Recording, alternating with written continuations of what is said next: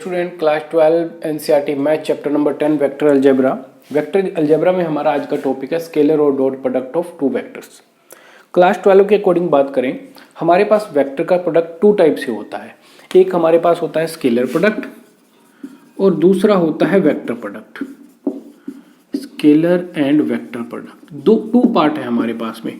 एक के बेस हमारे पास में, इसके बेस पे हमारे पास में 10.3 एक्सरसाइज है और 10.4 एक्सरसाइज जो है वो हमारे पास में वेक्टर प्रोडक्ट के बेस पे है।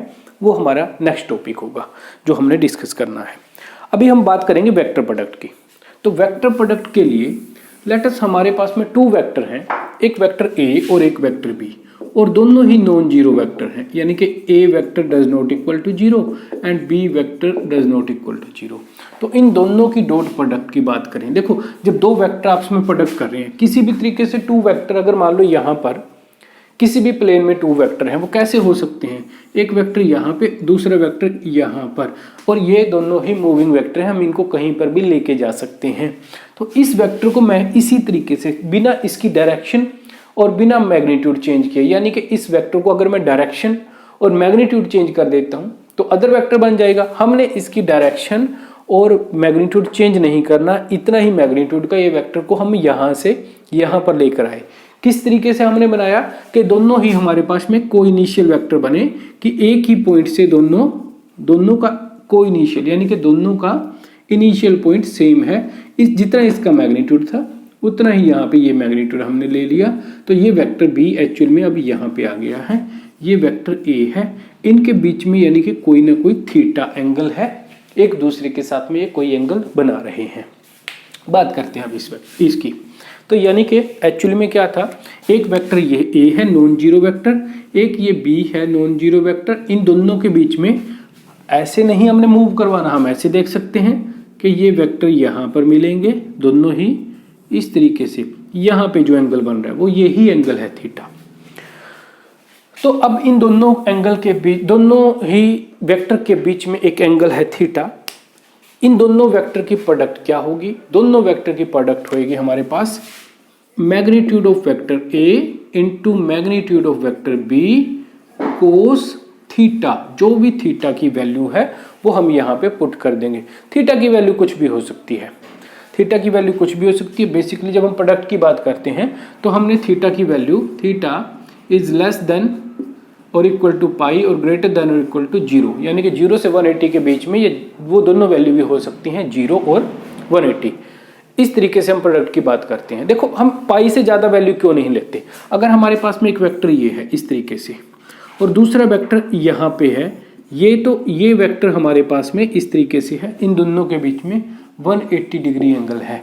लेट अस मैं कहूँ एंगल पाई से ग्रेटर है, तो उस केस में लेट अस यहाँ तक का कोई एंगल है ये, तो हमें इस डायरेक्शन से, अब ये 180 से ज़्यादा वैल्यू है तो हमें इस डायरेक्शन से मेजर करने की ज़रूरत ही नहीं है, हम इधर से मेजर करें, अपने आप ही ये 180 और 0 के बीच में आएगा। तो इस कारण से आपके पास में एंगल का रिस्ट्रिक्शन है 0 to 0, less than or equal to 0, sorry greater than or equal to 0 and less than or equal to pi. तो बात करते हैं अब आगे। यहाँ पे है थीटा इज, ये चीज़ें आपको माइंड में रखनी होंगी क्योंकि 1 मार्क्स क्वेश्चन या फिर MCQs टाइप फिलअप्स वगैरह आपके इसी टाइप के प्रॉपर्टी के अंदर से निकलते हैं। तो यहाँ पे आपके पास में A does not equal to 0 and B does not equal to 0, ये दोनों 0 नहीं है।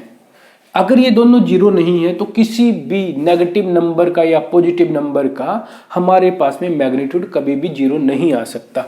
दैट मीन ये 0 नहीं है तो इसका मतलब है A का मैग्नीट्यूड 0 के इक्वल नहीं आएगा और B का मैग्नीट्यूड भी 0 के इक्वल नहीं आएगा। यहाँ से ये मतलब हमारे पास निकल के आता है।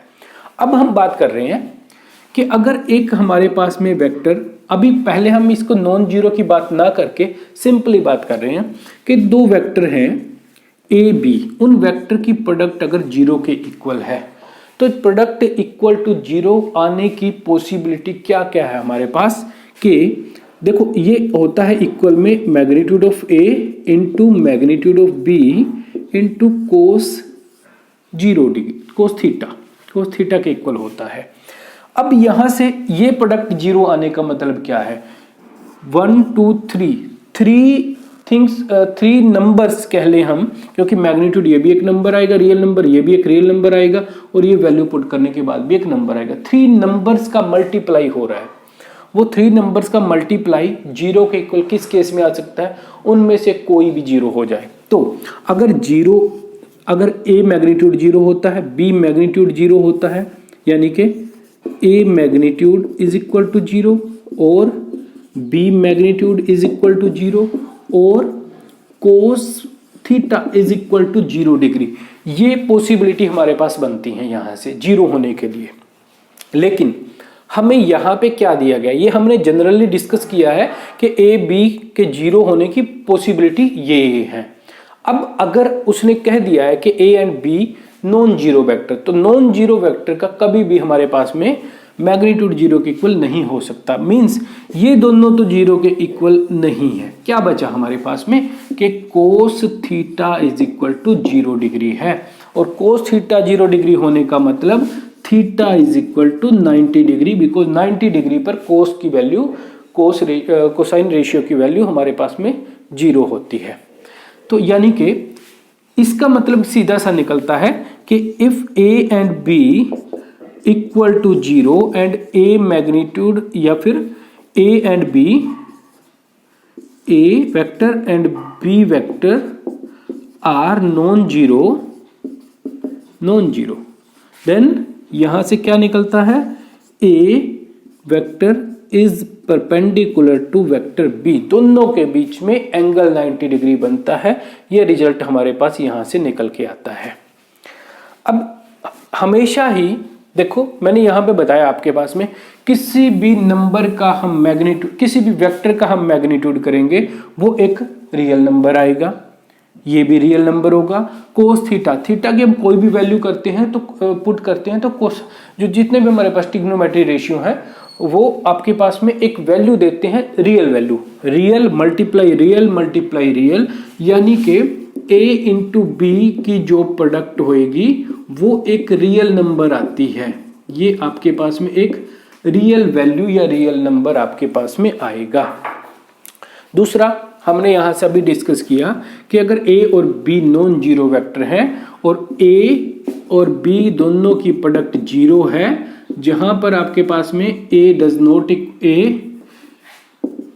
Equal to 0 and b does not equal to 0, means ये क्या देता है, a and b are perpendicular to each other, दोनों वेक्टर एक दूसरे के परपेंडिकुलर होंगे, 90 डिग्री में होंगे। यहां से हमें ये दो चीजें अभी तक मिली हैं। अब हम बात करते हैं, अब नेक्स्ट हम केस में बात करते हैं कि अगर उन दोनों के बीच में theta is equal to 0 degree, अगर थीटा 0 डिग्री हो जाए, थीटा 0 डिग्री होने का मतलब क्या है, कोस थीटा 0 डिग्री, यानी कि 0 डिग्री पुट किया तो वो हमारे पास में क्या वैल्यू देगा, हमारे पास 1 वैल्यू देता है। तो इस केस में क्या होगा देखते हैं, a dot b is equal to magnitude of a magnitude of b, cos theta 0 degree की वैल्यू 1 आ गई, मल्टीप्लाई में 1, यानी कि उस केस में आपके पास a डॉट b दोनों वेक्टर की स्केलर प्रोडक्ट आपके पास magnitude of a into magnitude of b vector के इक्वल में आती है। ये एक स्केलर क्वांटिटी आ जाएगी हमारे पास में।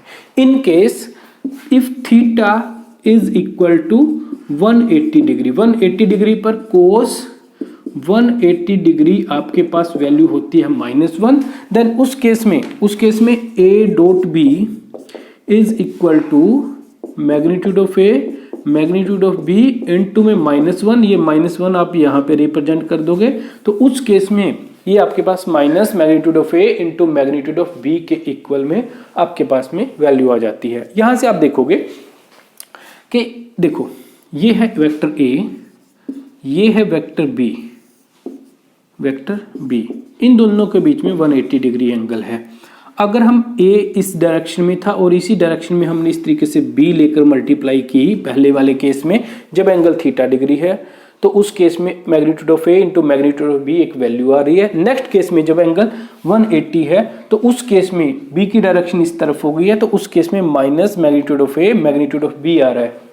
एक बात समझते हैं, ये b की प्रोडक्ट हो रही है इसके साथ में। अब b की डायरेक्शन इस साइड में होगी, पहले b की डायरेक्शन अगर इस डायरेक्शन में है, अब b की डायरेक्शन इस डायरेक्शन में है, b की जो डायरेक्शन है इस तरफ है, तो यानी कि क्या हुआ, यहाँ पे b जो एक्चुअली में ये वाला b था उसका नेगेटिव हो गया है, और इसका नेगेटिव होने के कारण क्या है, इसका नेगेटिव होने के कारण हमारे पास यहाँ पे ये साइन, इसका साइन बता रहा है कि ये नेगेटिव है। अब नेगेटिव होने का मतलब ये नहीं है कि उसका मैग्नीट्यूड जब हम करेंगे वो हमारे पास पॉजिटिव क्वांटिटी आ जाएगी, वो तो मैग्नीट्यूड आ रहा है। ये नेगेटिव हमें क्या दे रहा है, नेगेटिव हमें किसी वेक्टर के साथ में नेगेटिव होना, नेगेटिव देखो एक्चुअली में वेक्टर एक डायरेक्टेड लाइन है और वेक्टर की लेंथ कभी भी नेगेटिव नहीं हो सकती। नेगेटिव होने का मतलब होता है कि वो वेक्टर की डायरेक्शन, जिस वेक्टर के अकॉर्डिंग हम बात कर रहे हैं उसके अपोजिट डायरेक्शन में है, दोनों की डायरेक्शन अपोजिट है, तो ये हमें डायरेक्शन देता है।